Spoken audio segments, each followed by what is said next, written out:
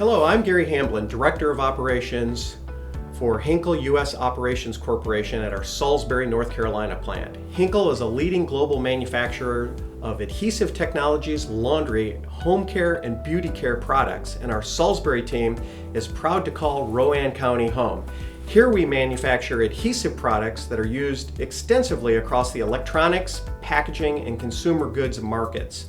In North Carolina, Henkel continues to make strategic investments in our operations, and our employees are actively engaged in the community. Rowan County has a great story to tell, and the Rowan EDC helps promote that story to a broad audience as the lead marketing organization for the Brand Rowan campaign. The Rowan EDC works closely with the county and its partner organizations, the Rowan Chamber and the Rowan Tourist Development Authority, to promote the county. You've probably seen the Be Original tagline or follow the Your Rowan social media feeds. Those local initiatives are part of Brand Rowan.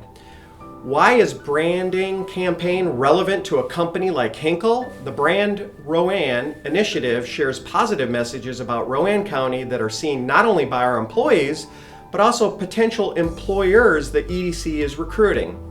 It creates a sense of belonging that helps us recruit and retain diversified and a talented team.